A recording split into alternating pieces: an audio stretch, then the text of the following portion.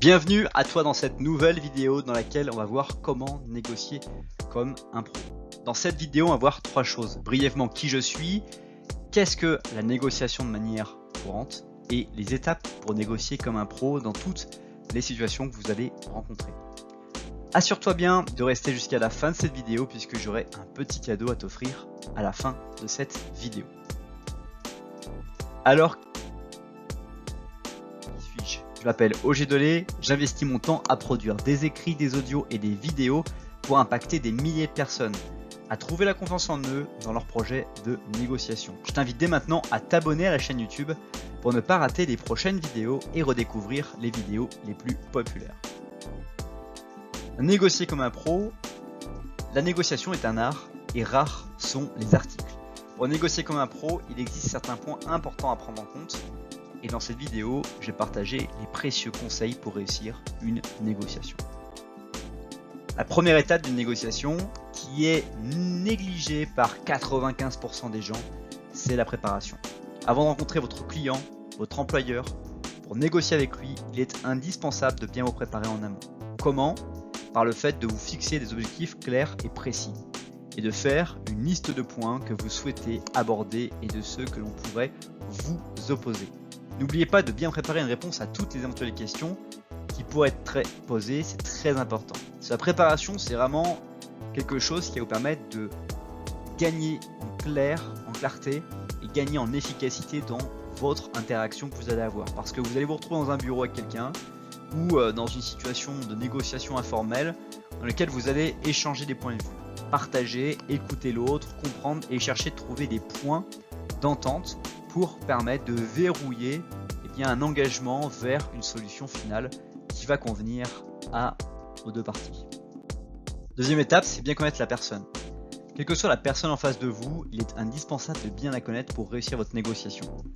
Renseignez-vous sur la personne concernée, la façon dont elle est perçue par ses équipes, ses relations avec ses collaborateurs, ses habitudes dans la société et collectez toutes les informations qui pourraient vous être utiles le jour J. Ça aussi, c'est quelque chose qui est très particulier.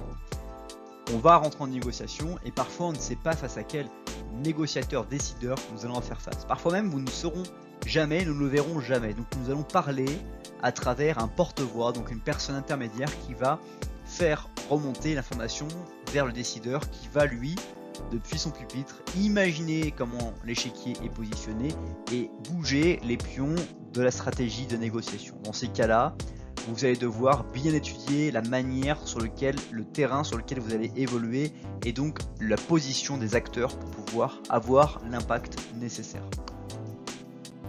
Troisième étape, c'est bien structurer l'argumentation. Pour négocier comme un professionnel, il est fortement recommandé de bien structurer, de hiérarchiser vos idées, votre argumentation. Vos arguments doivent être clairs, ainsi vous ne pourrez que convaincre votre interlocuteur. N'oubliez pas de prévoir quelques solutions alternatives.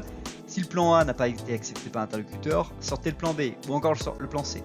Ces deux derniers auront plus de chances d'être acceptés. Et ça, c'est quelque chose aussi qui est extrêmement important, de chercher à travailler sur deux aspects. La première, c'est l'argumentation type pyramide.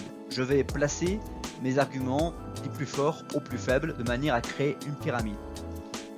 Et pour obtenir des validations, je vais présenter mon argumentation pour chaque point du plus facile à verrouiller jusqu'au plus difficile, de manière à obtenir un maximum de oui jusqu'à pouvoir obtenir le oui à quelque chose qui est vraiment plus complexe et qui va prendre plus de temps à la négociation.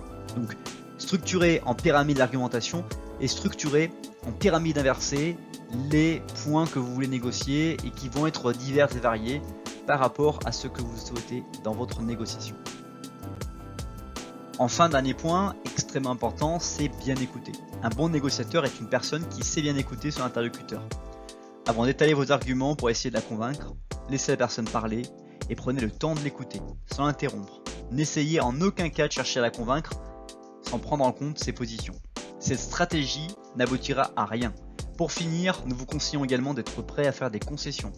Prévoyez une marge de manœuvre. D'ailleurs, il existe une technique commerciale de plus en plus utilisée par les négociateurs et qui consiste à partir de très haut dans les objectifs pour arriver au point escompté à l'avance. Et ce, en donnant l'impression aux clients qu'ils ont fait des concessions par le fait d'avoir tout de suite montré que le prix, en partant du prix, c'était vraiment quelque chose qui a été ramené et que vous faites une véritable affaire. On a pu le voir sur la vidéo des cuisines où les cuisinistes n'hésitent pas à mettre des faux prix de départ avec des fausses réductions, alors qu'en fait la réduction n'amène que sur un prix de départ de négociation pour une cuisine lambda standard.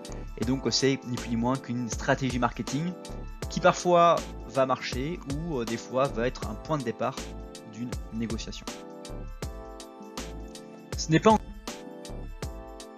la fin de cette vidéo, le petit cadeau est dans la diapositive suivante. Si tu as aimé cette vidéo, je t'invite à la partager, l'apprécier dès maintenant.